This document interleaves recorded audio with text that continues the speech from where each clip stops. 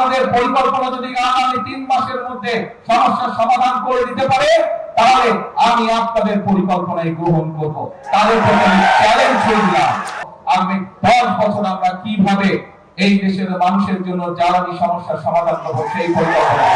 প্রিয় ভাই বোনেরা, আরেকটি দলের নেতাকে দেখলাম যে উনি কোথায় জেনে গিয়েছেন এবং বক্তব্য দিচ্ছেন, তাকে বলে মানুষ শুধু ধরে যে গ্যাস দেন, গ্যাস দেন, গ্যাস নাই, গ্যাস নাই। হ্যাঁ, আমরা তো অস্বীকার করছি না যে গ্যাসের সমস্যা আছে, তবে তার উদ্দেশ্যে আমি বলতে চাই, সেই নেতাদের উদ্দেশ্যে আমি বলতে চাই যারা মঞ্চে বসে পিছনে ফ্যানের বাতাস খেয়েছে, সামনে হারিকেন রেখেছে, সবার উদ্দেশ্যে বলতে চাই, বিএনপি জনগণের কাছে জন্য কাজ করছে।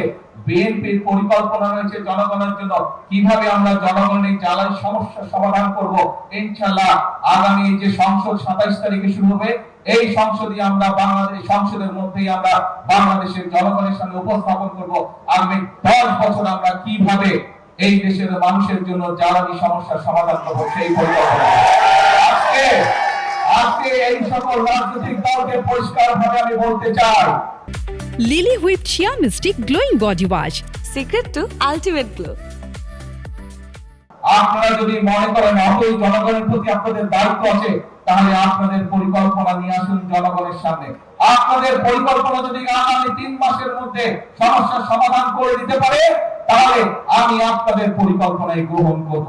তাদের প্রতি আমি চ্যালেঞ্জ করলাম, যেই বিদ্যুতের সমস্যা রয়েছে, যেই গ্যাসের সমস্যা রয়েছে, সেইটি সমাধানের জন্য তারা যদি সরকার থেকে ভালো কোনো পরিকল্পনা নিয়ে আসতে পারে, যে পরিকল্পনা আগামী 3 মাসের মধ্যে, 3 মাস, আরো 3 মাস আমি তাদেরকে দিলাম, যদি 6 মাসের মধ্যে তারা সমস্যার সমাধান করতে পারে, তাহলে তাদের প্রত্যেকটি পরিকল্পনা আমরা বাস্তবায়ন করব।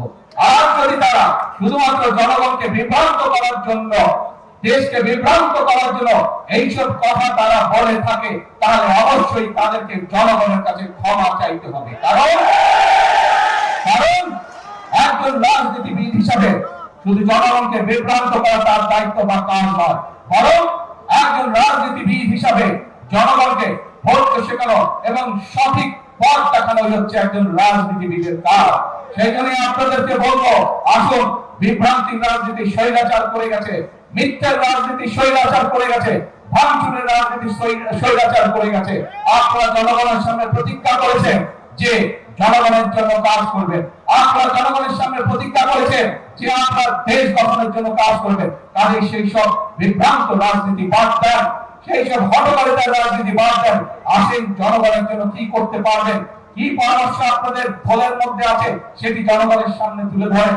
কি পরিকল্পনা আপনাদের মাথার মধ্যে আছে যা জনগণের উপকার করবে, যা দেশের মানুষের উপকার করবে, সেইটি জনগণের সামনে উপস্থাপন করেন। রাস্তায় বসে ভাঙচুর করা, রাস্তায় বিশৃঙ্খলা তৈরি করার দিন শেষ, সেই রাজনীতি শেষ।